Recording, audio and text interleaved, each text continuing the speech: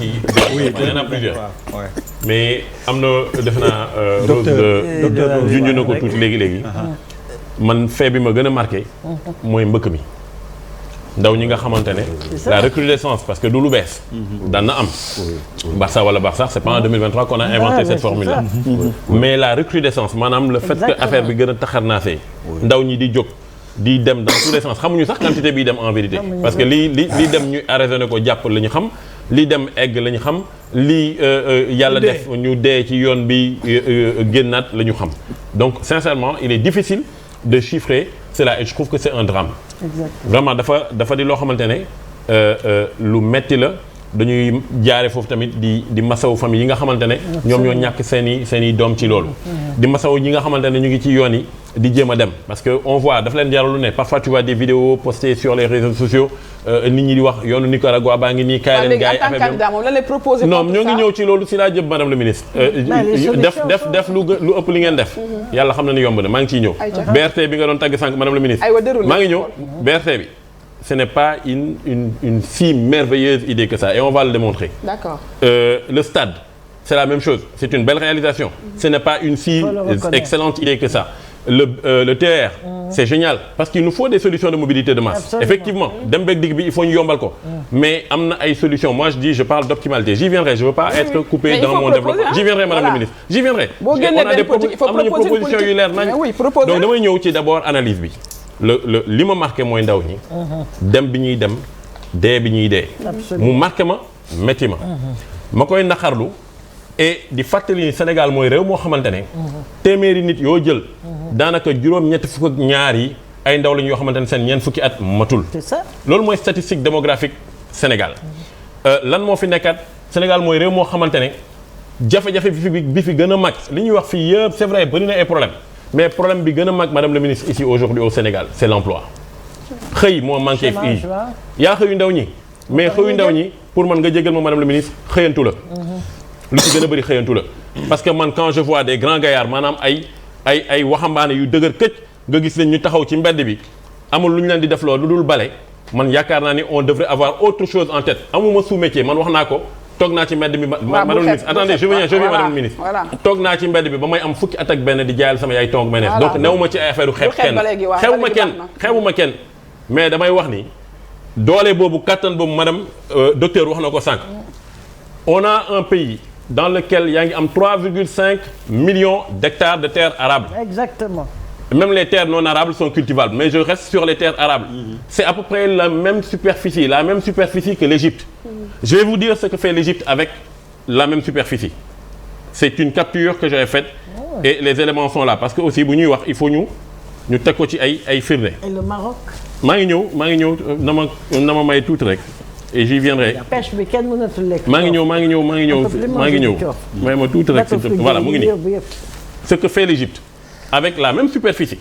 qui ne représente que 4% de la superficie totale de l'Égypte. ñun 196 000 et quelques poussières allez disons 200 000 km². Donc 4 millions de km² sur 200 000 km², ça fait environ 20% de la superficie. Absolument. Donc ça vous dire la richesse que c'est par rapport à ñun lu ñu doon. On est d'accord. Sur la même superficie, l'Égypte est le premier producteur de blé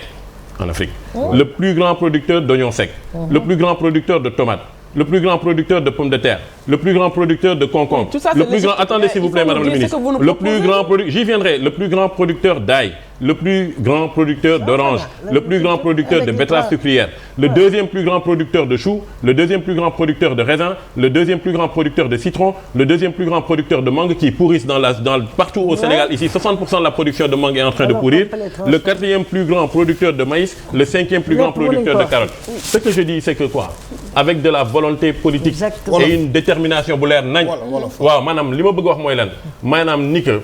bu fekkente ne am nga yéene bu mat sëkk yéene bi ma doon wax sànq buuba ci njëlbeen ci lan moo tax ngay jóg daan da ngay laaj baatu réew mi nga am bëgg a daagaan baatu askan bi boo amee yéene bu leer nañ da ngay jóg taxaw jàkkaarloog askan bi eggee leen ko wax leen ko ñun ci suñu gis-gis Yeesal en marche lan la ñuy wax Yeesal Sénégal lan la demee benn vision la ñu am bâtir un état stratège entrepreneur qui s'appuie sur son secteur privé national ñu ne benn défi la ñu am mooy lan mooy comment faire pour créer des emplois décents parce que emploi dafa war a ànd ak décence bu fekkente ne da ngay xëy te yow li ngay xëy li nga ci am mënoo ci sax passe pour dem liggéey mënoo ci faj sa soxla boo sa doom feebaree mënoo ko faj boo ko bëggee mu dem jàngi mënul nekk madame la ministre je pense que loolu des na donc j'y viens sur l'agriculture nous avons toutes les expertises dont nous avons besoin ici li ñu soxla ci xam-xam yëpp fii biir Sénégal ñun le secrétaire général de notre parti c'est un ingénieur agronome madame la ministre s'il vous plaît non j'y viens madame la ministre s'il vous plaît j'y viens on a besoin de poser un diagnostic madame la ministre j'y viens madame la ministre j'y viens s'il vous plaît j'y viendrai attendez s'il vous plaît je vous dis dinaa ci ñëw ci laa nekk nii ne maa ngi lay wax ni que notre secrétaire général c'est un ingénieur agronome un docteur ingénieur en agronomie qui est un compère du ministre conseiller du président Macky Sall son excellence muy monsieur Serigne Gueye Diop sunu secrétaire général Cheikh Mbacké Mboup tonton Cheikh Mbacké Mboup je l'appelle parce que mën nañu bàyyi dañ koy jox warma boobu noonu tonton Cheikh mooy ki nga xamante ne ak ñeneen ñu mel ni moom bëri nañ fii biir Sénégal boo leen tegee ci yoon mais ici il y a des expériences très positives je connais un monsieur qui est originaire de mon village qui est à Mont-Roland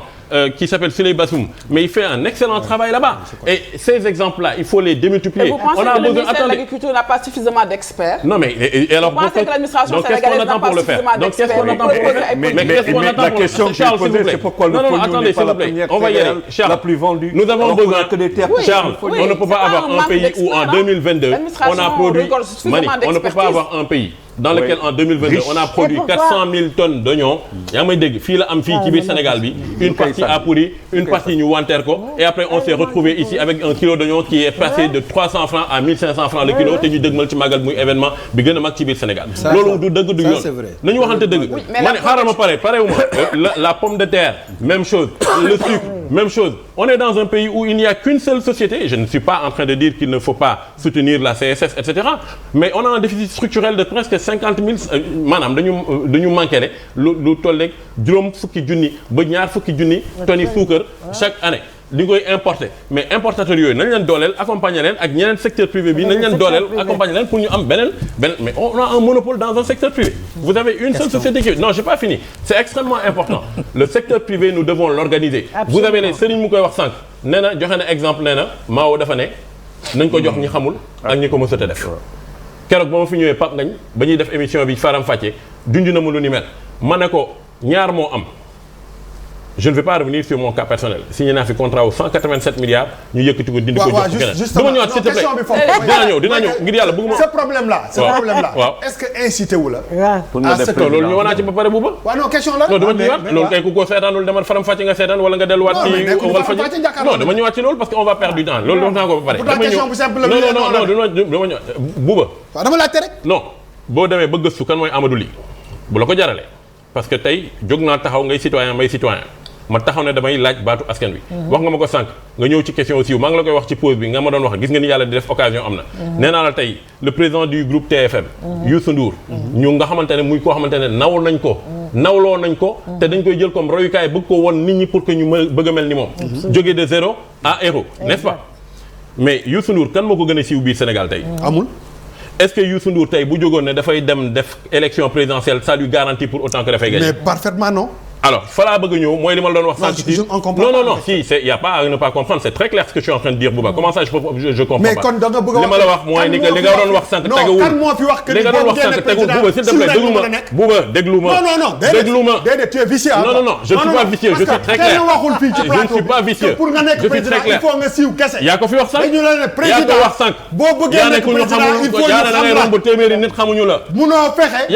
fexe ba boo bëggee nekk président kaay bu ñu génnee ci affaire débat bi c'est-à-dire on est en train de dire non il est vicieux boo bëggee nekk président dañ la war a xam alors kooku munoo ci tey jii boo defee jàkkaarloo ba ñibbi sa suuf ñu bëri ñu la xamuloo dañ la xam dëgg la voilà parce que da lay siiwal bon alhamdulilah dafa am solo ci ku bëgg nekk mais lan laa def avant may egg ci jàkkaarloo Bouba qu'est-ce que j'ai fait avant d'arriver da nga xëy nii rek woo ma nii Amadou Ly kaay ma wala ko mu nulle part non je parle pas de toi quelqu'un de ton équipe non dafa nag wax dafay laaj dégg-dégg waxuma yow Bouba Ndour personnellement on s'est jamais connu tey la ñuy door a xamante wala tey la ñu door a gisante non dégg ma s'il te plaît dafa nag sa yow woo ma Bouba xëyuloo woo ma mais c'est une question légitime dama ne Bouba xëyuloo woo ma c'est pas une question légitime parce que dama dek ay jéego Bouba je te dis defal ndànk moi je suis un exemple aujourd'hui de la méritocratie républicaine africaine maanaam royukaay laa fii ci on ne dit pas le may contraire. ma xamuloo ko mënoo ko wax le contraire parce que xamuloo ma mais je te pose une question déglu ma question donc may ma tontu la waaw loolu rek laa bëgg. ndaw ñi nga xamante ne ñu ngi nii di mbëkk laa wax nii ñooñu la ñu bëgg tool yi Rose wax na ko sànq boo bëggee bay fii li nga soxla mooy suuf li nga soxla mooy ndox li nga soxla mooy naaj li nga soxla mooy kattan bi mooy ndaw ñi plutôt que ñuy dem ci ay programme xëy ndaw yoo xamante ne dañuy leen di dem di leen teg ci mbedd bi ñuy bale nañ leen jël dugal leen alors je dis une chose la dernière fois ma ne booy bi nekk Kër Massar tey toog liggéeyul nga bëgg ko yóbbu au Fouta ou dans le Saloum ou je sais pas où pour mu dem bayi foofu mais nga yaakaar ni il va laisser toutes ces commodités maanaam li mu fa am yëpp internet bi ndox mu neex mi tout ce qu'il a comme commodité nga bëgg mu bàyyi ko fi dem toogal la fële ci tool yi du ko def il va pas le faire par contre bu fekkente ne tu crées et ñun ci suñu programme dañoo indi benn concept ñu ne on veut lancer le programme qu'on appelle le programme 5.1 5 jeunes pour 1 hectare exploité on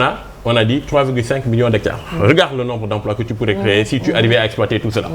léegi ma ne la beneen affaire mooy je veux qu'on crée ce que j'appelle des cités agricoles à l'image des cités ouvrières à côté des mines pour que cité agricole yooyu nga dem ko tabax fa ay dëkkuwaay yu jege tool yi nga defal leen fa internet bi nga defal leen fa ndox mu neex bi nga defal leen li ñuy soxla commodité yiy tax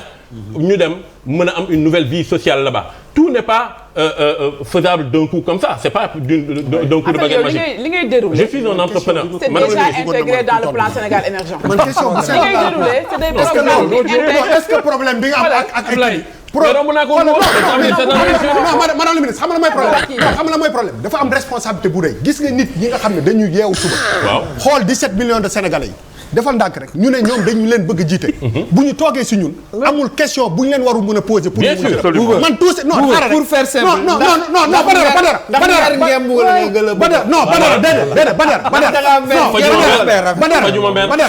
yàlla xam na ni bi ma lay poser